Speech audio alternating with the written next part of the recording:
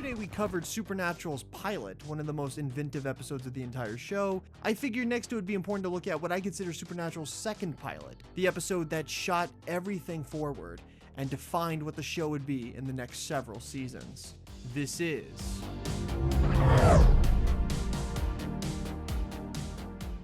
Where do you take your show after you kill off a main character? Do you bring him back? If so, how quickly? By what means? How do you recover the core of the show without trivializing and ruining the impact of the prior season? Well, Supernatural's 4th season premiere, Lazarus Rising, should be a damn handbook for how to do this sort of thing. And The Flash's 4th season premiere should be what not to do. Lazarus Rising is, up until the point that it aired, the greatest episode of Supernatural. I don't think there's even any contest. Something shifts here, and it's hard to pinpoint exactly what changed, but the change is undeniable. Supernatural becomes leaner, meaner, and way more serious in its execution, all while maintaining the heart and grit that made the show such a cult classic in its earlier years. Lazarus Rising isn't just a season premiere, it's a statement of purpose, a declaration that the show has officially entered a new era, and it's not messing around anymore. In a lot of ways, this episode feels like a second pilot. Season 3 ended with a natural sense of finality. Dean's dead, Sam's teetering on the edge, Ruby's a question mark. It could have been the end, but Lazarus Rising immediately recenters everything. It takes that vague background hum of a demon war and explodes it into a nuclear scale and cosmic level conflict. And right at the center of it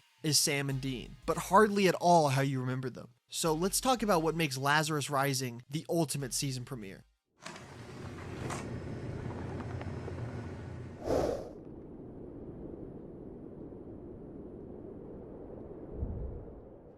Season 4 opens by answering the question that everybody had. How is Dean going to come back? Or more specifically, when is he going to come back? And the answer? Right away. On paper, this is a horrible idea. The show ended season 3 on a tragic cliffhanger. Dean was shredded by hellhounds and dragged to hell. That's a climax. That's a brutal, horrifying end. And now he's back. But how the hell is he back? And that's what makes Lazarus Rising so brilliant to me. Dean's resurrection isn't a resolution to a cliffhanger, it's the new complication for the season's main plot. There's no catharsis here, there's no deal revealed, no secret way that Sam saved his brother after the events of season 3. Dean's alive, and that's absolutely horrifying, because if it wasn't Sam who saved him, then who did? The question hangs like a sword over the entire episode. Dean tries to reorient himself, raiding a gas station, trying to call Bobby, but the show immediately thrusts you into questioning what's going on by having him be followed by this mysterious voice. And I absolutely love the intrigue here. It's terrifying, it's confusing. Did this thing bring Dean back, or does it want to hurt him further? And then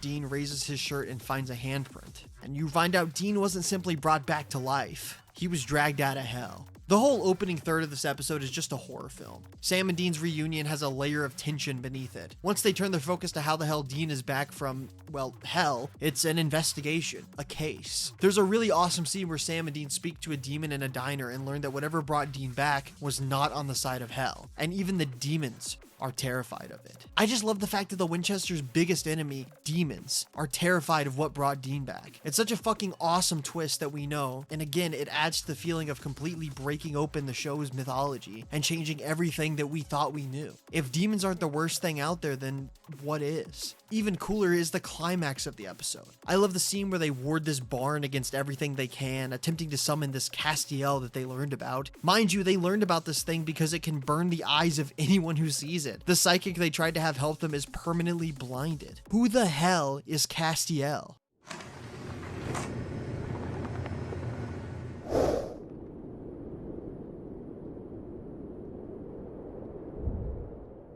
It may seem odd to think about now, but it's hard to overstate just how radically this introduction of angels reshaped Supernatural. It's no longer a simple war against demons because now you have to contend with heaven. There's a reason Castiel's entrance is legendary. From the very first second we see him, he's framed like a slasher villain almost, with a trench coat and a shadowy silhouette. He blows the barn dorms open, full of sigils, just walks into it, and not to mention the prior mentioned burning of Pamela Barnes' eyelids. That made me shit my pants when I first watched it. I mean, seriously, what the hell was he thinking? And then Dean unloads everything on him. Salt, iron, their demon-killing blade, and Castiel doesn't even flinch. And he says, I'm the one who gripped you tight and raised you from perdition. Immediately, this guy matters. Not just because of his powers, but because of what he represents. He's everything the Winchesters don't believe in, and everything they have no idea how to fight. Castiel is the embodiment of the unknown, and it's fucking awesome. Misha Collins absolutely nails his debut. There's no warmth, there's no softness. He's divine but alien, holy but terrifying. And the show treats his arrival like the earth just cracked open. This is the moment Supernatural grows up, and the moment that it throws the rulebook out and rewrites it. Now we have to talk about the moose in the ring, Sam Winchester.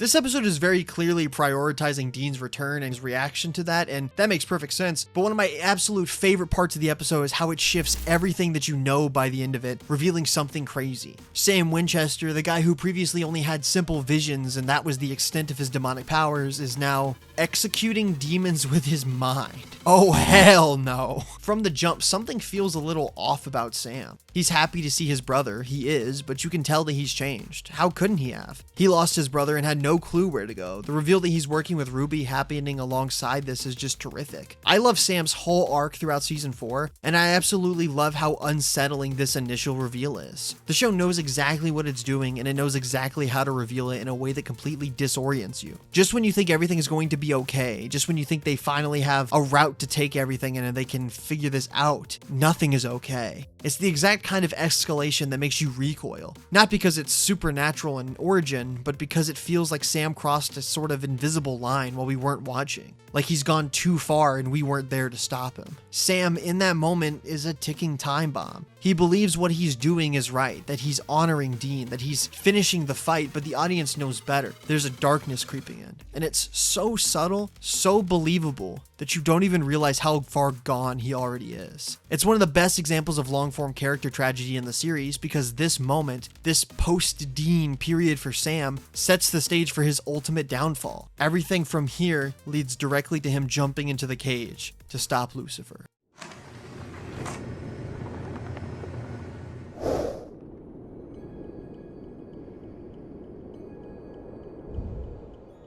Lazarus Rising does what so many shows fail to do. It evolves. It levels up without abandoning its roots. It builds a new mythology without forgetting its characters, and it kicks off an entirely new arc without making the old one feel meaningless. Everything starts here. Dean and Castiel's bond, Sam's spiral, the war between heaven and hell, it all starts here. Even the visual storytelling is on another level. The episode is steeped in rich color theory. Dean's scenes are often shot in green locations with a green hue. He even has a green shirt on. Green can mean a lot of things. Nature, growth, but also new beginnings. Dean has been given a second lease on life, and the shots with him in the focus are clearly evoking the color of green and the showing of his new and second chance to live. Castiel's scenes are shot in a soft blue hue, and this goes nicely with his entire outfit. Blue is the color of so many other parts of nature too. The ocean, the sky, the wide open areas that humans just can't quite understand. And lastly, there's Sam. His entire role in the episode is about the turn his character has taken since Dean died, and his scenes are steeped in a dark, almost menacing red. Red often symbolizes passion, but it can also symbolize rage. The rage Sam feels toward Lilith, the anger that's thriving under the surface, ready to burst all season long. All of these colors represent not just where the characters are in the episode, but where they're going this season, and I think that's cool as hell. In just 42 minutes, Lazarus Rising completely redefines Supernatural. It turns the page on the show's original premise without disrespecting it, it reboots the mythology, and it lays the groundwork for two of the best seasons in the show's entire history. Dean's resurrection is a question, not an answer. Sam's powers are a warning, not a triumph, and Castiel's arrival, that's not hope, that's more work to do. Lazarus Rising is more than just a good episode. It's a second pilot.